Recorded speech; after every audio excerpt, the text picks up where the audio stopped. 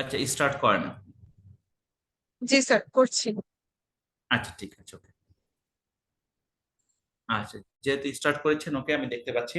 তো আমরা ইতিমধ্যে মোটামুটি 2016 সাল পর্যন্ত আমরা যদি দেখি, সেখানকার মানে যার জনসংখ্যার যে আদমশুমারি, সেখানে দেখা যাচ্ছে যে 7,99,00,000 সামথিং, প্রায় 8 কোটি, যেটা বাংলাদেশের অর্ধেক আসলে জনসংখ্যা। আর আয়তন হচ্ছে বাংলাদেশে প্রায় 12 গুণ, 16,48,195 বর্গ কিলোমিটার। এর প্রদেশ হচ্ছে 31টা। ওকে, আমাদের মূল উদ্দেশ্য আসলে এটা ইরান সম্পর্কে। তোমরা মোটামুটি ইরানের পথে প্রান্তরে যে বইটা আছে আমার, সেখানে তুমি দেখতে পাবা ইরানের পথে প্রান্তরে। এই বইতে মোটামুটি ইরান সম্পর্কে বিস্তারিত প্রথমে এই ধারণাটা দেওয়া আছে, ইরানের কতগুলো প্রদেশ, কত বর্গ কিলোমিটার, ইরানের আবহাওয়া কেমন। তো আমরা যদি জানি যে ইরানে এখন যে অবস্থা, ইরান হচ্ছে এখন সবচেয়ে উৎকৃষ্ট সময় ইরান এখন ঘোরার জন্য। এটা এপ্রিল মাস এবং এই সময় এবং মে মাস, এটা হচ্ছে ইরানে যারা ঘুরতে যায় তাদের জন্য উৎকৃষ্ট সময়। কারণ হচ্ছে এখন এখানে গরমও নেই, ঠান্ডাও নেই, এবং ইরানের ওয়েদার যেহেতু সোয়েটি না, সো এই সময়টা দেখবা, ওয়েদারও দেখবা যে ওয়েদার খুবই, তাপমাত্রা অনেক কম। তো এটা গেল, এবং এই সময়টাই মূলত ইরানের মানুষ ঘোরাফেরা বেশি করে। ওকে, এবং স্যার, ইরানে ইরানে ঘুরতে যেতে কেমন টাকা লাগতে পারে? ঘুরতে যেতে, আচ্ছা, ইরানে তুমি যদি সর্বনিম্ন যেটা হচ্ছে বিমান যায়, সেটা হচ্ছে উম, মোটামুটি 80,000 টাকার মধ্যে তুমি আসা যাওয়া করতে পারবা। আর থাকা খাওয়া খুবই সস্তা, আসলে ইরানের হোটেলগুলো খুবই চিপ। তুমি ধরো পার ডে 1,000 টাকায় হয়তো এক ভালো হোটেল পাবা, 500 টাকা হোটেল পেতে পারো। এমনও আছে, কিছু জায়গা আছে যেটা হচ্ছে মানে আমরা বলি যে মেহমান সারার মতো। ধরো 100 টাকাও নিবে না, মানে তোমার রাতে খাবার থাকার জন্য, বুঝছো? ঠিক আছে, এই জায়গাগুলো আছে।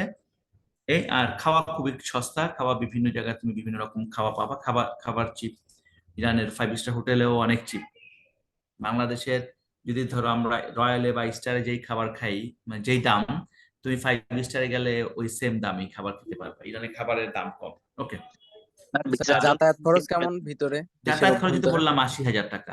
স্যার, দেশের অভ্যন্তরে মানে কি? ইরানের মধ্যে আর কি স্যার। ও, ইরানের মধ্যে খুবই সহজ, সস্তা। তুমি বাসে আছে, বাসে যেতে পারবা, ট্রেনে যেতে পারবা, এগুলো তো খুবই সস্তা। ধরো বিমানও সস্তা, বিমান ধরো তুমি দেখবা যে আমার এখান থেকে কক্সবাজারে যেতে যেই টাকা লাগে, ইরানের একটা প্রদেশ থেকে আরেকটা, মানে যেই বিমান মানে বাস ভাড়া লাগে, তুমি ওই ভাড়া দিয়ে তুমি মানে মোটামুটি বলা যেতে পারে 1,000 কিলোমিটার দূরের পথ বিমানে যেতে পারবা, 3,000 4,000 টাকা বিমান ভাড়া। বুঝছো? ঠিক আছে, এই খুবই সস্তা। এবং যেহেতু তেল, আমি বলেছি কোনো একটা ক্লাসে বলেছিলাম তোমাদেরকে, যে তেলের হচ্ছে পানির চাইতে দাম কম। ঠিক আছে, 3,000 তুমান হচ্ছে 1 লিটার তেল। তো এখন $1 হচ্ছে 50,000 তুমান। $1 যদি 50,000 তুমান হয়, $1 যদি 125 টাকা হয়, তাহলে 125 টাকা সমান হচ্ছে 50,000 তুমান। এখন তুমি হিসাব করো যে আসলে 3,000 তুমানে 1 লিটার তেল পাওয়া যায়, জ্বালানি তেল, তাহলে কত টাকা হয় এটা তুমি হিসাব করবা বাসায়। ওকে, রেকর্ড যেহেতু আছে তোমার কাছে। ওকে, আচ্ছা, আমরা এখন পরের ক্লাসে যাই। এখানে দেখো, আমরা একটু এখানে বলেছি যে, আমরা বলেছি প্রথমেই যে আলবোর্স পর্বতমালার কথা বলেছিলাম, যেটা আমরা বলেছিলাম যে এখানে যদি তুমি দেখো যে এই জায়গা থেকে মূলত এই যে কাজাকিস্তান, এখানে হচ্ছে মূলত পামির মালভূমির যে কথাটা বলেছি, এখান থেকে নেমে আস্তে আস্তে দিক দিয়ে তেহরান হয়ে এইভাবে এইভাবে এইভাবে একেবারে এখান থেকে আফগানিস্তান হয়ে, আফগানিস্তান হিন্দুকুশ পর্বতমালা, তারপরে হচ্ছে কেটু একটা, কেটু পর্বতমালার নাম শুনেছো কিনা? কেটু শুনেছো নাকি না? একসময় একসময় একটা সিগারেটের নাম ছিল কেটু। ঠিক আছে, এটা এখন নাই। কেটু একটা পর্বতমালা আছে, এটা নামতে নামতে নামতে পাকিস্তানের নামতে নামতে নেপালের দিকে একেবারে আমাদের এভারেস্ট পর্যন্ত চলে আসছে। এই এই এই পর্বতমালাটা আলবোর্স পর্বতমালা। ওকে, এটা কোন দিক দিয়ে গেছে? এটা হচ্ছে তেহরানের, আমরা যদি উত্তরের দিকে ধরি, তাহলে উত্তর পূর্ব দিক থেকে এই আলবোর্স পর্বতমালা নেমেছে। আর এক পর্বতমালা নেমেছে জাগ্রোস, এটা হচ্ছে এই যে তার্কির এই জায়গা থেকে, তার্কির এখান থেকে নেমে নেমে নেমে নেমে মানে পশ্চিম দিক থেকে নেমে নেমে নেমে নেমে একেবারে দক্ষিণে ইস্পাহান সিরাজে এসে এটা মিশেছে। এটা হচ্ছে এই পর্বতমালা। আমরা বলেছি এখানে প্রায় 1200 কিলোমিটার দীর্ঘ হচ্ছে আলবোর্স পর্বতমালা। আর এটা দীর্ঘ একদম। ওকে।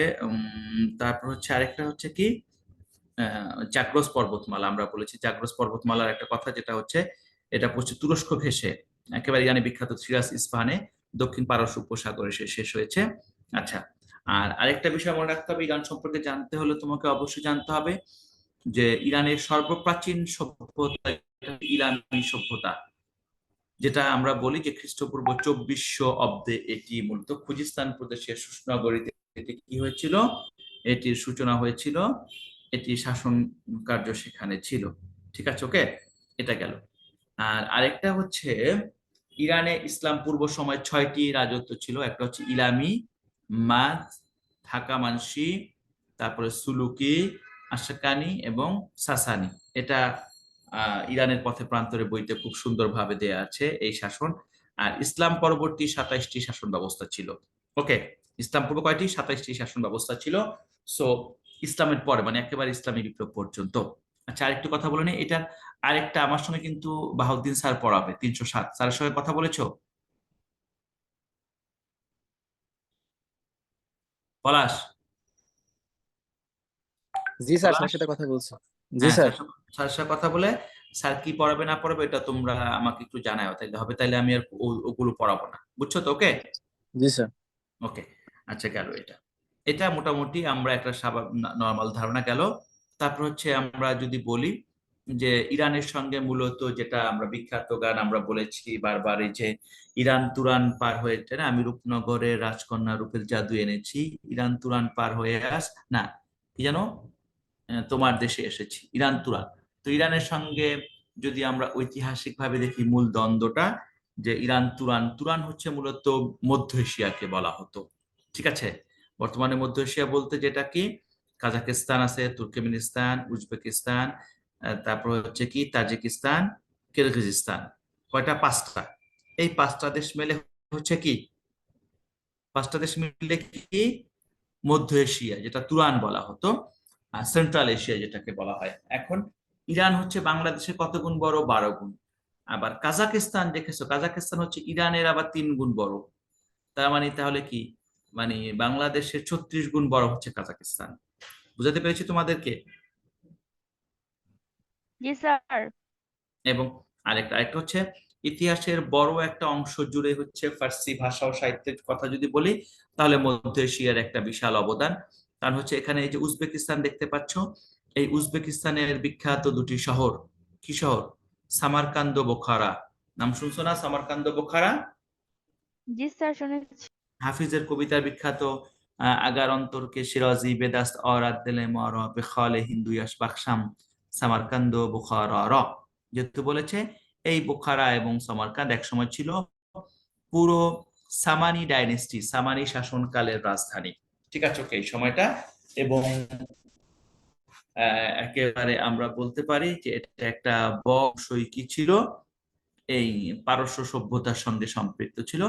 এটা খুব বেশি সময় না, 1925 সালের আগ পর্যন্ত পারস্যের সঙ্গে ছিল, এরপর আস্তে আস্তে এরা আলাদা হয়ে যায়, সুরের সঙ্গে চলে যায়। দেখো, তুমি যদি একটু খেয়াল করো, দেখো এখান থেকে কিরগিজস্তানের ডান পাশে চায়না আছে।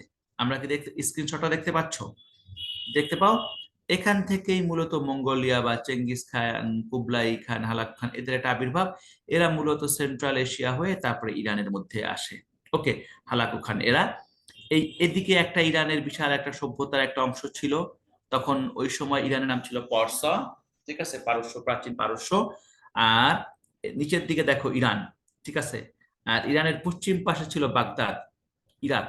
ইরাকটা হচ্ছে ইরানের অংশই ছিল, এবং বিশাল একটা অংশ জুড়ে বিশাল সাম্রাজ্য ছিল। একসময় বলা হয় যে একসময় পৃথিবীর সর্ববৃহৎ রাষ্ট্র ছিল হচ্ছে পারস্য। মূলত পারস্যের সঙ্গে মূল যুদ্ধটা হতো রোমানদের, গ্রিকদের, বিভিন্ন রকম আধিপত্য বিস্তার নিয়ে, দখল নিয়ে। ওকে, এটা এটা হচ্ছে এই অবস্থা এখন।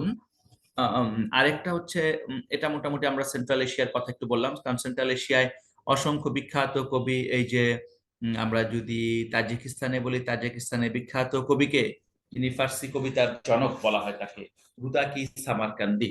তার কথা আমরা বলেছি, তার কথা তোমরা 301 নাম্বার কোর্সে জেনেছো, তাই না? হুদাকি সামারকান্দি। জি স্যার। জেনেছো? আচ্ছা, তাজিকিস্তান এখানে জেনেছো। উজবেকিস্তানের এই অঞ্চলটা, এখানে হচ্ছে বিখ্যাত ইমাম বুখারীর নাম শুনছো? বুখারা, ইমাম বুখারীর নাম শুনছো না?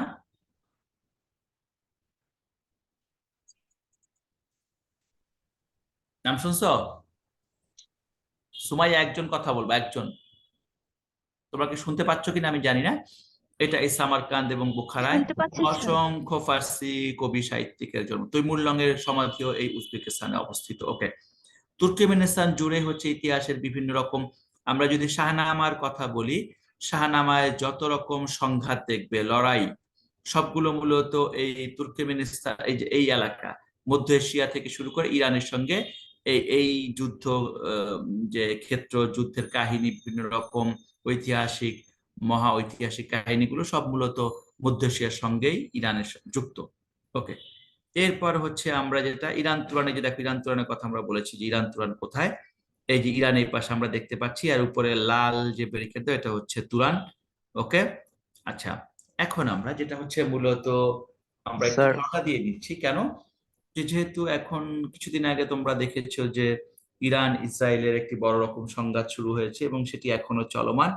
আসলে ইরানের লক্ষ্য উদ্দেশ্য কি, আমরা এটা বলেছিলাম ক্লাসে, তাই না? বলেছিলাম না, নাকি না? কথা বলো একজন। স্যার আরেকবার বলেন। কেন, আরেকবার বললে তো সময় নষ্ট হবে, আমি অন্য কথা পড়ায় যাই।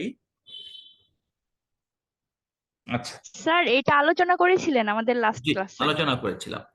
এটা হচ্ছে একবার বলি সর্বশেষ, এটা হচ্ছে দেখো লেবানন, সিরিয়া, ইরাক, এগুলো থেকে শুরু হয়ে একটা চাঁদের মতো আমরা দেখতে পাচ্ছি কুয়েত।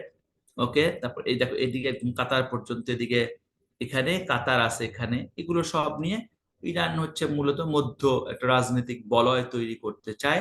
সেই বলয়টা হচ্ছে আমরা হেলালেনু বলতে পারি, নতুন চাঁদ, যেটা হচ্ছে একটা ছোট্ট একটা চাঁদের মতো একটা অংশ, রাজনৈতিক বলয়।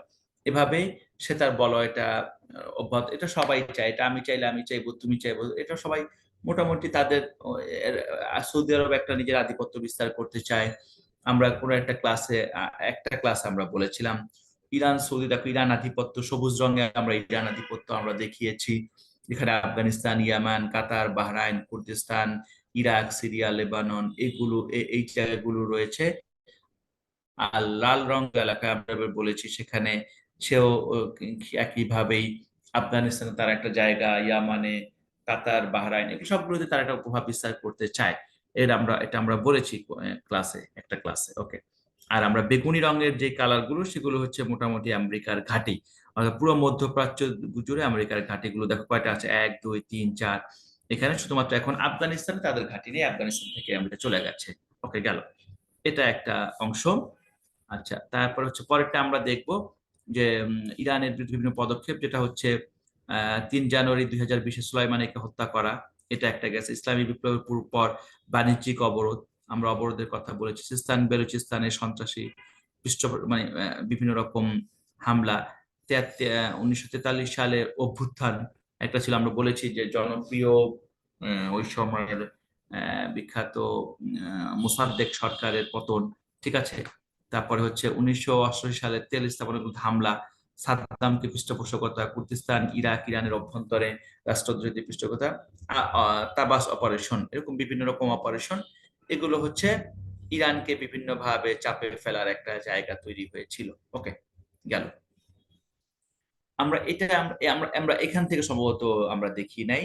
এখন যেই আজকে দেখো ইরান থেকে তোমরা দেখেছো যে ঝাঁকে ঝাঁকে বিভিন্ন জায়গায় একেবারে ইসরায়েলের উপর যেভাবে ব্যালিস্টিক ক্ষেপণাস্ত্র বা ক্রুজ বা যেটা নিক্ষেপ করা হচ্ছিল, সেখানে মোটামুটি অনেকে বলেছে যে অধিকাংশই কি হয়েছে, আকাশেই শিখ হয়েছে ডোম দিয়ে, মানে আয়রনিক ডোম দিয়ে সেটাকে কি করা হয়েছে, ফিরিয়ে দেওয়া হচ্ছে। কিন্তু 7 থেকে 8টি ব্যালিস্টিক যেটা ক্ষেপণাস্ত্রটাকে ফিরাতে পারেনি, এটি সরাসরি আঘাত করেছে। এটি হচ্ছে মূলত ইরান থেকে নিক্ষেপ করা হয়েছিল। ওকে, তো বাকিগুলো এটা যখন এভাবে হয়েছে, তার মানে হচ্ছে দেখো ইরানের যদি আমরা বলি যে হাইস্ট যেটা হচ্ছে 3000 কিলোমিটার, কত, এটা কোথায় গেল, আমি ওকে, ওকে,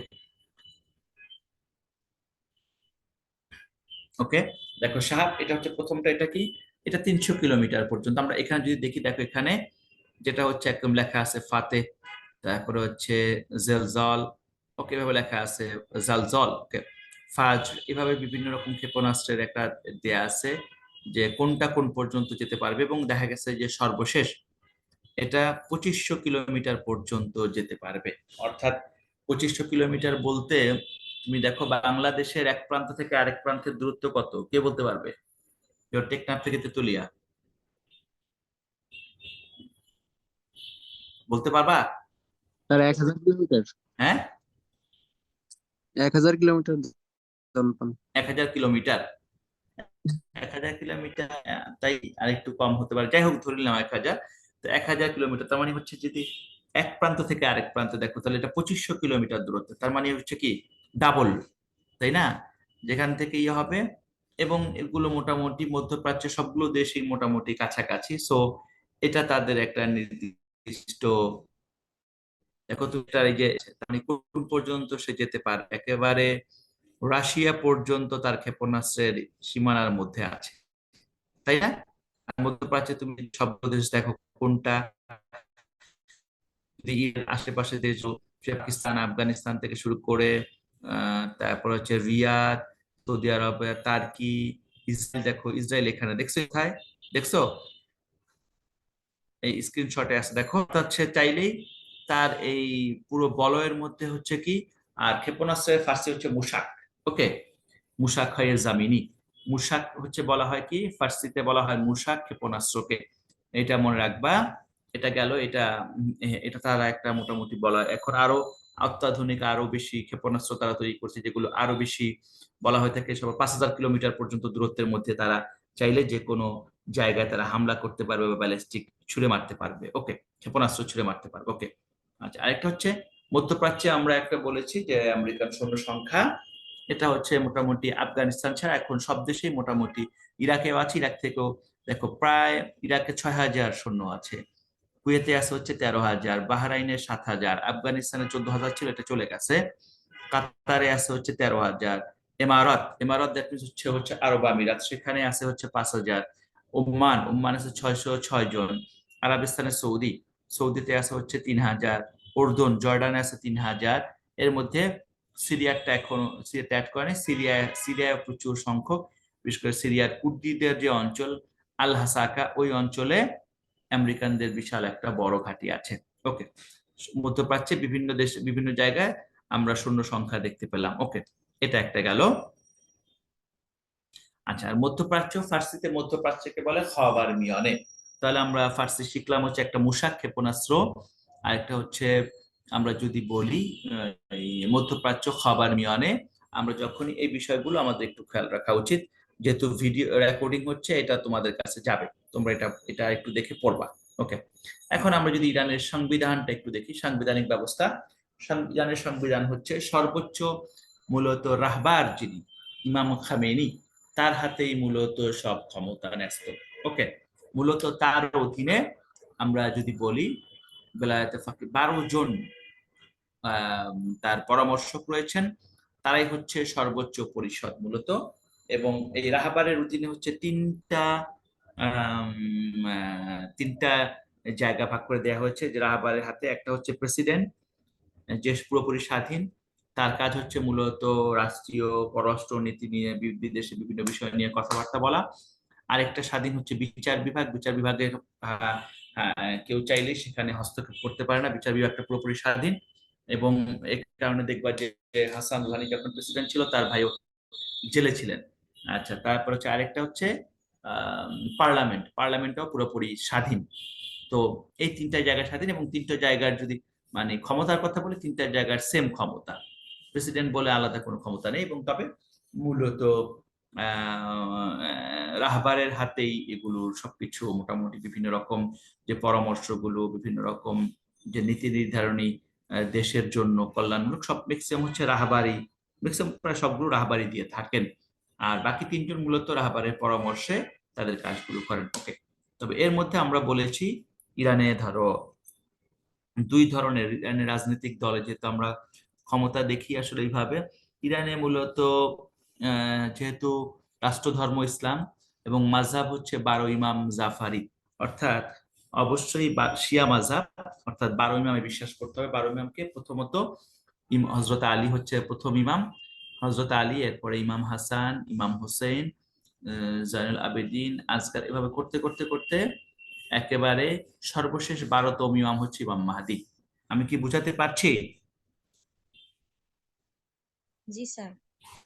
ওকে, এটা কষ্ট করে তুমি তারপর আমার বইটা ইরানের পথে প্রান্তর, এটা বিস্তারিত লেখা, এগুলো নিয়ে আমি মোটামুটি একটা দিচ্ছি। আচ্ছা, এটা তারপর আচ্ছা স্যার, সংবিধানটা হচ্ছে সর্বোচ্চ 14টি নেতা অধ্যায়। জি জি, সর্বোচ্চ নেতা কিভাবে নির্বাচন করা হয়েছে ইরানের? সর্বোচ্চ নেতা এটা যেহেতু সংবিধানে তাদের পাশ করা আছে, সংবিধানে পাশ করা আছে, সেখানে হচ্ছে যে এই তার বিভিন্ন রকম যোগ্যতা আছে, সেই যোগ্যতা তারা নিরূপণ করে, এবং এটা এটা মোটামুটি ওই যে 12 জন যে একটা পরিষদ আছে, তাদের রাহবারের হাতে একটা সর্বোচ্চ পরিষদ আছে। এটা আমি তোমাদেরকে কারণ এটা তোমরা পরবর্তীতে আরো বিস্তারিত ইরানের আধুনিক রাজনীতি নিয়ে তোমরা পড়বা, সেখানে এগুলো বিস্তারিত দেয়া আছে। এটা আমরা খুব বেশি যাচ্ছি না, যেহেতু ইরানোলজি সর্বোচ্চ নেতা হচ্ছে মূলত 12 জনের একটা পরিষদ, সর্বোচ্চ যে পরিষদ, এই পরিষদের মাধ্যমে নির্বাচিত হয়, এটা জেনে রাখবা। সেখানে বেশ কিছু বিষয় লাগে, যে এই যোগ্যতা থাকতে হবে ওই যোগ্যতা অনুযায়ী, এবং তিনি কতদিন থাকবে এটার কোনো ইয়ে নাই, ঠিক আছে, আমৃত্যু, এটার কোনো নির্দিষ্ট সময় নেই। 12 জন চাইলে যে কোনো সময় তাকে স্যাক করতে পারবে, কিন্তু সাধারণত এটা করা হয় না। ওকে, এবং ইমাম খোমেনির পরে এই ইমাম খামেনি, যিনি 1989 সালে ইমাম খোমেনি মারা গিয়েছেন, মারা যাওয়ার পর তিনি হচ্ছেন মূলত এই ইমাম খামেনি দায়িত্ব পালন করছেন। তবে ইমাম খামেনি পূর্বে ইরানের প্রেসিডেন্ট ছিলেন। ওকে, 84 সাল থেকে প্রায় মৃত্যুর আগ, মানে এই ইমাম খোমেনি মৃত্যুর আগ পর্যন্ত। ঠিক আছে, গেল। আর ইরানের সংবিধান 12টি অধ্যায় এবং 177টি মূলনীতি। আর গুরুত্বপূর্ণ বিল হচ্ছে নারী পুরুষ সমতায়ন বিল, শিয়া মতাবলম্বী সরকার, অর্থাৎ সেখানে দেয় আছে যে অবশ্যই তোমাকে শিয়া মাযহাব অনুসারী হতে হবে যদি রাষ্ট্র ক্ষমতায় তোমাকে থাকতে হয়।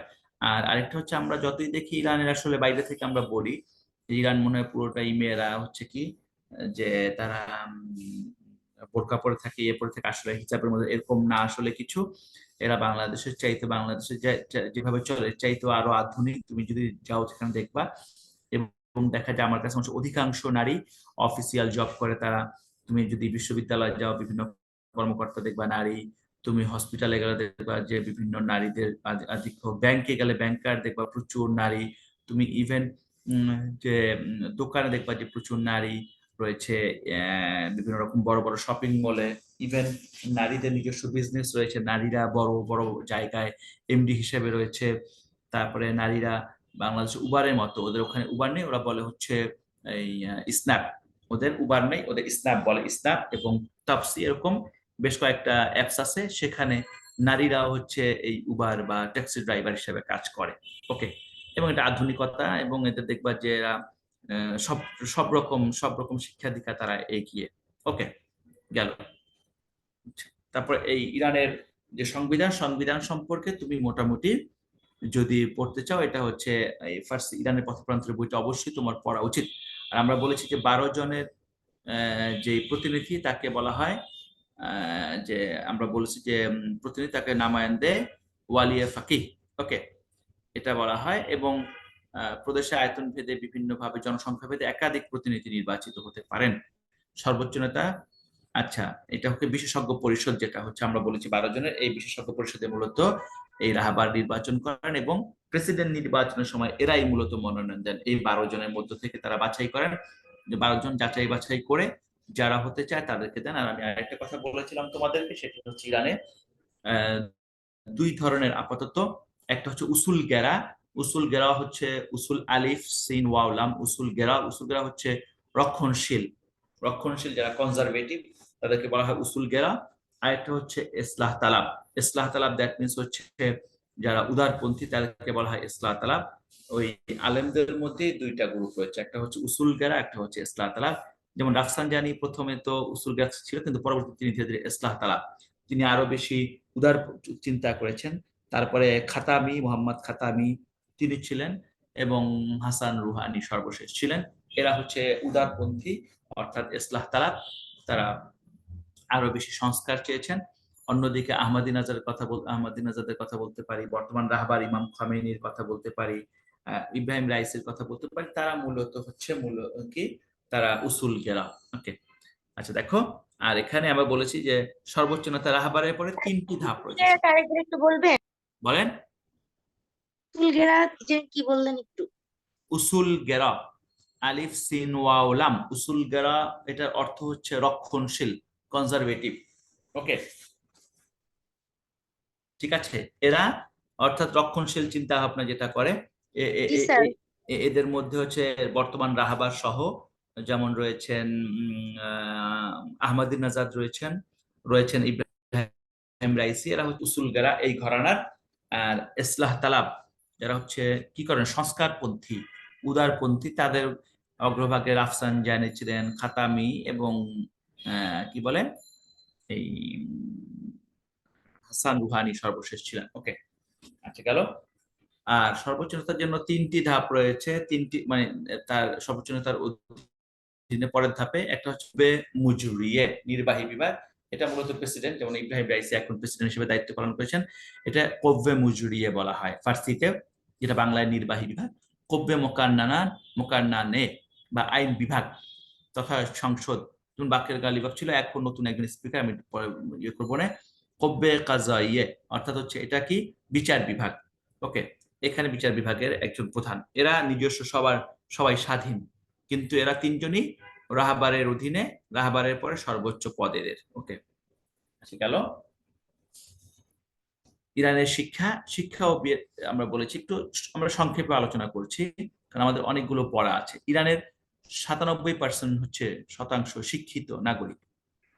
ওকে, মানে একটা দেশে মানে 97% নাগরিক শিক্ষিত, প্রায় 80 মিলিয়ন জনসংখ্যার মধ্যে নারীর সংখ্যা হচ্ছে কি 39 মিলিয়ন। ওকে, যদি আমরা 8 কোটি জনসংখ্যা ধরি, তার মানে হচ্ছে প্রায় অর্ধেক নারীর সংখ্যা। আসলে এটা এখন বলেছে, কিন্তু এখন নারীর সংখ্যা বেড়ে গেছে।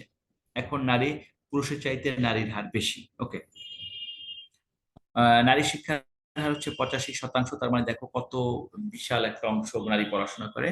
আর প্রতি নারী 1000 নারীর মধ্যে 167 জন বিশ্ববিদ্যালয়ে পড়াশোনা করছে। এবং নারীদের বিশ্ববিদ্যালয়ে পড়াশোনার হার এখন ইরানের, এটা কিছুদিন আগে, 1-2 বছর আগের পরিসংখ্যান, কিন্তু এখন নারীদের সংখ্যা বেড়ে গেছে। এখন নারীরা মানে পুরুষের চাইতে বেশি সংখ্যক নারী বিশ্ববিদ্যালয়ে পড়াশোনা করে। আচ্ছা, তারপরে আমরা 87% বলছি নারী সম্মান সার্টিফিকেট, অনার্স সার্টিফিকেট অর্জন করে। নারী বিশ্ববিদ্যালয়ের শিক্ষকতা 24% নারী শিক্ষকতা করে, অর্থাৎ ধীরে ধীরে আরো বাড়ছে, এটা বাড়ছে। আচ্ছা, এবং প্রচুর ডাক্তার বের হচ্ছে, এবং মোটামুটি ছেলেরা বিয়ে করে হচ্ছে 27 বছর 4 মাস, এটা গড় বলেছে। মেয়েরা 23 বছর, এটা গ্রামাঞ্চলে। কিন্তু এখনো প্রচুর, প্রায় আমরা বলবো যে 15 থেকে 34 বছর বয়সী 36% মেয়ের এখনো বিয়ে হয়নি, অর্থাৎ হচ্ছে এরা হচ্ছে বিয়ে দিয়ে। আর 45-এর বেশি নারী হচ্ছে, আমরা যেটা বলছি 1 মিলিয়নের বেশি মেয়ের এখনো এটা বিয়ে হয়নি। অর্থাৎ যেহেতু ওখানে ইরাক ইরান যুদ্ধের পরে এই জায়গাটা তৈরি হয়েছে যে প্রচুর আসলে বিশেষ করে যুবক শ্রেণীর বিশাল একটা সংকট সেখানে। এবং অধিকাংশ বিয়ের ক্ষেত্রে আমরা বলেছি, কোন একটা ক্লাসে বলেছিলাম যে বিয়েটাও সেখানে টাফ আসলে। এ কারণে আসলে দেন হচ্ছে তারা বিয়ে করবে। আর আরেকটা হচ্ছে, একটা সময় ছিল ইরানের, এখন আসলে মেয়েরা প্রচুর উচ্চ শিক্ষায়, বিশেষ করে ইংরেজি, ফরাসি, স্প্যানিশ, জার্মান, রুশ প্রচুর শিখে।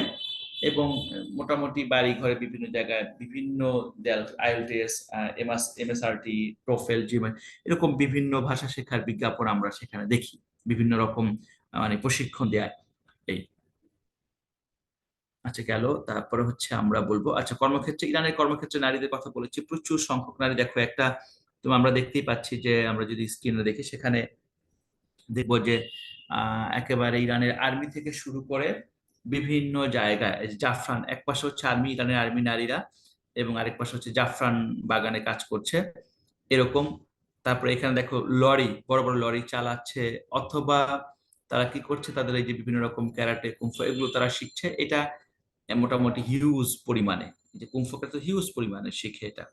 আচ্ছা, তারপরে মোটামুটি তুমি পার্কের বিভিন্ন দৃশ্য আমরা যদি দেখি, পার্কে এরকম দেখবো সকালবেলা হলে বা বিকালবেলা হলে তারা এই ধরনের ব্যায়াম করে।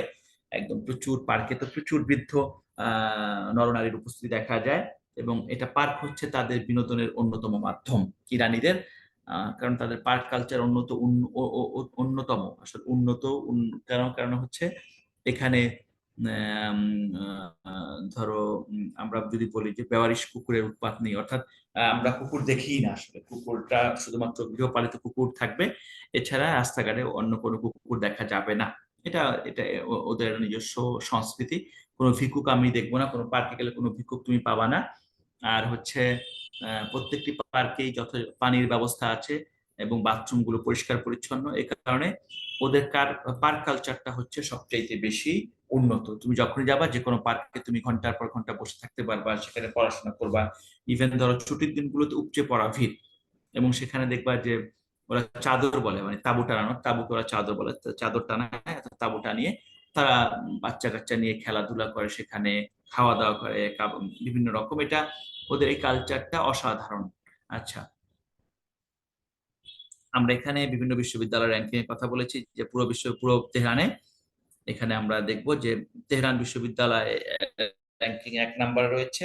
2 নম্বর দানিশগাহ উলুম পেজেশকি তেহরান, অর্থাৎ পেজেশকি হচ্ছে চিকিৎসা, যে Tehran university of medical science, এটা 2 নম্বর। এটা হচ্ছে 469 নম্বর মধ্যে, 69 নম্বর র্যাঙ্কিং এ রয়েছে দানিশগাহ তেহরান। এটা হচ্ছে অবশ্য অনেক আগের, এখন আরো ডেভেলপ করেছে, অনেক অনেক কাছাকাছি, প্রায় তেহরান 200-র মধ্যে চলে আসছে।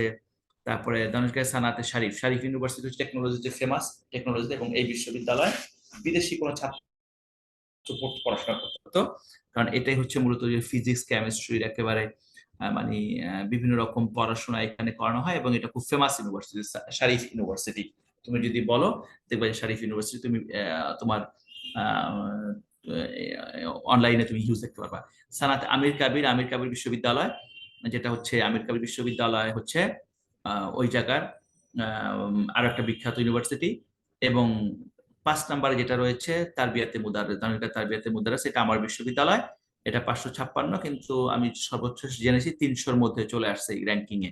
এই তারবিয়াতে মুদাররিস হচ্ছে একমাত্র বিশ্ববিদ্যালয় যেখানে শুধুমাত্র শিক্ষকদের প্রশিক্ষণ দেওয়া হয়, অর্থাৎ যারা শিক্ষক হবে, এটা দেশ বিদেশে শুধুমাত্র শিক্ষকদের জন্য এই বিশ্ববিদ্যালয়টা। মাস্টার্স আছে এবং পিএইচডি আছে।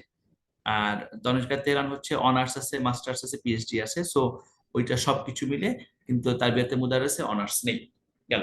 আর বাকি মাঝখানে যে 3টা বিশ্ববিদ্যালয়, 3টা বিশ্ববিদ্যালয় মূলত টেকনোলজি, চিকিৎসা বিজ্ঞান। 2টো টেকনোলজি ইউনিভার্সিটি, শরীফ ইউনিভার্সিটি টেকনোলজি, আমির কাবির টেকনোলজি, আর উলুম পেজেশকি যেটা 2 নম্বর, এটা হচ্ছে Tehran university medical science, medical সায়েন্সের।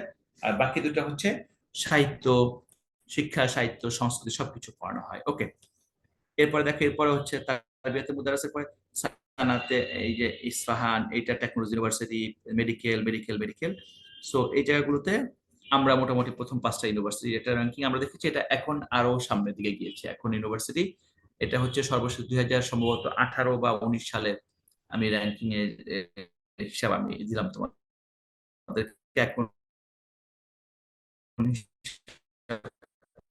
তোমরা দেখে নিবা, যেহেতু আর তারপর হচ্ছে আমরা আজকে এই এনার্জি এই পর্যন্ত থাকবো।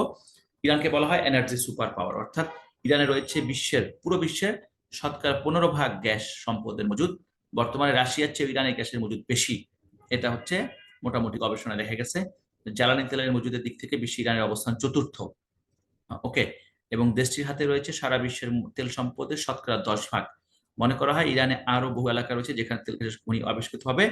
তেল রপ্তানিকারক দেশগুলোর সংগঠন ওপেকের দ্বিতীয় বৃহত্তম তেল সরবরাহকারী দেশ হচ্ছে ইরান। এই মোটামুটি আমরা প্রাথমিক ধারণা পেলাম। আর তুমি যদি বিস্তারিত তোমরা পড়তে চাও, অবশ্যই তোমাকে ইরানের পথে প্রান্তরে বইটা পড়তে হবে। আর এই বইয়ের মধ্যে একেবারে টোটাল এটা এটা তুমি পুরো পড়া মানে হচ্ছে ইরান সম্পর্কে, ইরানের হিস্ট্রি কালচার সম্পর্কে, ইরানের সিনেমা সম্পর্কে, ইরানের উৎসব সম্পর্কে, ইরানের মানুষের আচার আচরণ সম্পর্কে, ইরানের মানুষের রসবোধ সম্পর্কে, রসিকতা সম্পর্কে, কৌতুক সম্পর্কে, ইরানের মানুষের তারপর খেলাধুলা সম্পর্কে, ইরানের মানুষের খাওয়া, বিভিন্ন রকম হরেক রকম খাবার, এগুলো সম্পর্কে আমরা ধারণা পাবো। আমরা নেক্সট ক্লাসে, আগামীকাল আবার ক্লাস কবে পলাশ? স্যার বৃহস্পতিবার। হ্যাঁ, বৃহস্পতিবার। আমরা বৃহস্পতিবারে নেক্সট অর্ধেক পড়বো, দেন হচ্ছে আমরা ধরে ধরে মূল টপিকস একটা বিষয় নিয়ে, যেমন যখন আমরা তেল গ্যাস নিয়ে কথা বলবো তখন আমরা এগুলো নিয়ে আলাদা কথা বলবো। এগুলো আমরা সংক্ষেপে, এটা আমরা আমি একটা ধারণা দেওয়ার চেষ্টা তোমাদেরকে করেছি। আমি কি বুঝাতে পেরেছি? বুঝাতে পেরেছি আপনাদেরকে? জি স্যার। জি জি স্যার। স্যার। জি। আচ্ছা ঠিক আছে, তাহলে আমরা এই পর্যন্ত যাই এখন। আমাকে স্যার যেটা করতে হবে বলেন, হাজিরাটা স্যার দিবেন, একটা স্ক্রিনশট হচ্ছে কে দিবে বলেন। স্যার একটা মজার ঘটনা হচ্ছে যে স্যার আপনি যেই স্যাম্পলটা দিয়েছেন না, ওইটা আমি এতক্ষণ ধরে চিন্তা করতেছিলাম যে কিভাবে করছে। পরে গ্রুপে যখন সবার সাথে কথা বললাম, পরে বের হইলো যে এটা আসলে স্ক্রিনশট নিয়ে পরে কোলাজ করছে। হ্যাঁ ঠিক আছে, ওকে গুড, এটা স্যার এটা শিখে তাহলে ফেললো। হচ্ছে স্যার হ্যাঁ তখন সবাই মানে 60-61 জন প্রথম থেকেই ছিল, কিন্তু তখন ডিসকানেক্ট হওয়ার কারণে বেশ কয়েকজন আসেনি আর কি। তো এখন আমি আবার স্ক্রিনশট নেই, তারপর ওটা। আচ্ছা নাও, আচ্ছা নিয়ে আমাকে জি দাও, স্যার। ওকে নিয়ে আমাকে জি দাও। স্যার। এটা নিয়ে আমাকে না, তোমাদের গ্রুপে দিলে হ্যাঁ। এটা সবাই দেখবে, ঠিক আছে ওকে। এবং জি তুমি স্যার। নিচে ডেটটা উল্লেখ করে দিবা, ঠিক আছে ওকে, যে জি কবে sir. Date. Okay sir. Okay আচ্ছা ঠিক আছে, আর আমার নামটা লিখে দিবা, ওকে ঠিক আছে, যে উইথ মুমিত স্যার, ওকে।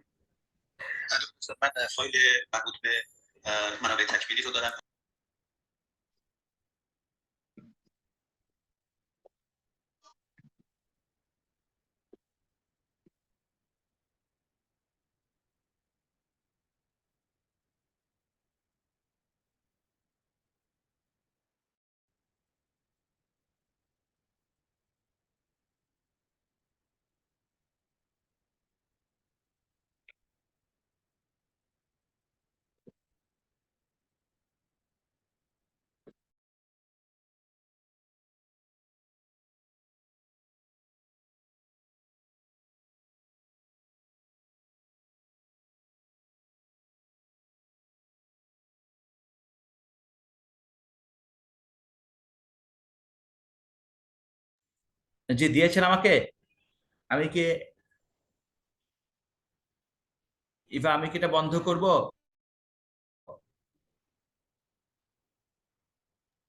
না স্যার, দেখি অনেকে তো বের সবাই একটু হয়ে যাচ্ছে, ভিডিওটা এই অন জন্য করেন তো, লেট হচ্ছে। দেখি না video on স্যার, করেন। স্যার অফ করেন না, আমি আপনাকে বলতেছি, জাস্ট 1 মিনিট। আচ্ছা বের হয়ে গেলে বাদছে, আমি তো অফ করিনি এখনো। আমি দেখি সবাই একটু ভিডিও অন করেন দেখি, শুধু ভিডিও। কোথায় আবার, না গোয়াল ঘরে বসে আছেন, নাকি রান্না মাঝিরহাটে বসে করছি। আছেন, না নৌকায় বসে আছেন দেখি আপনাদের, না গাছের উপরে বসে আছেন দেখি। হ্যাঁ ভিডিও অন করেন, একবার ভিডিও অন করে রান্না তারপরে করছি যাবেন, এর স্যার। আগে না। ওকে আহাতকে দেখেছি, তারপরে রাফাকে দেখেছি, ওকে। তারপরে এটা মাইনুরকে দেখেছি, সুমাইয়াকে দেখেছি, সুহানকে দেখেছি, তারপরে সিয়ামকে দেখেছি, ওকে। তারপরে আর কে, দেখে বন্ধ করে দেন, দেখার পরে বন্ধ করে দেন, তাহলে আমি বুঝবো। মুনকে দেখেছি, ওকে। তারপরে মুস্কানকে দেখেছি, মুস্কান ঘুম থেকে উঠছে এখন, বোঝা যাচ্ছে। জি, তা মানে তুমি ঘুমায় ঘুমায় শুনছো মুস্কান? হ্যাঁ। তারপরে হচ্ছে জান্নাতুল ফেরদৌসকে দেখেছি, সুমাইয়া দেখেছি, সুমাইয়া অফ করো ভিডিও, যাকে দেখছি ভিডিও অফ করো। শাহরিয়া ইসলামকে দেখছি, শাহরিয়ার, ওকে। সুমাইয়া আক্তারকে দেখতে পাচ্ছি, সোহান ইসলামকে দেখেছি, তারপরে রচনাকে দেখেছি, তারপরে আর কে,